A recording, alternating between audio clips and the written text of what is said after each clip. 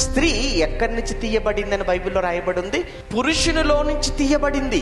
పురుషునిలో నుంచి తీయబడింది అని అంటే ఆ పురుషుడు తనలో నుంచి తీయబడిన, తనలో నుంచి వచ్చిన ఆ స్త్రీ పట్ల తను చూపించవలసిన ఎఫెక్షన్, ఆ లవ్, ఆ ప్రేమ. పిల్లలున్నారు, మనం కన్న పిల్లలు. వాళ్ళు ఎక్కడి నుంచి వచ్చారు? మనలో నుండి వచ్చారు.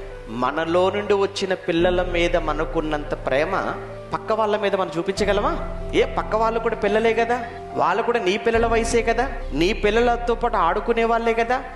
నీ పిల్లల మీద నీకున్నంత ప్రేమ పక్క పిల్లల మీద ఎందుకు లేదు నీకు?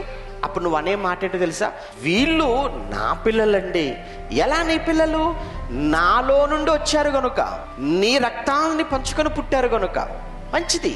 అలానే ఒక పురుషుడు స్త్రీ విషయంలో కూడా ఎలా ఉండాలి అనేది దేవుని ఉద్దేశం. అంటే నీలో నుండి వచ్చిన పిల్లల పట్ల నువ్వు ఎంత ప్రేమ చూపిస్తావో, ఒక భర్తగా, ఒక పురుషుడుగా నీలో నుండి వచ్చినటువంటి ఆ స్త్రీ పట్ల నువ్వు చూపించవలసింది కూడా అదే ప్రేమ.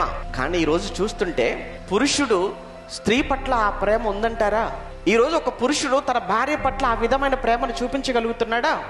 మాటలతో వేధించే వాళ్ళు కొందరు, అదనపు కట్నం కోసం ఇబ్బంది పెట్టేవారు మరికొంతమంది, చేయితో దాడి చేసేవాళ్ళు ఇంకొంతమంది, చివరికి చంపడానికి కూడా వెనదీయటం లేదు.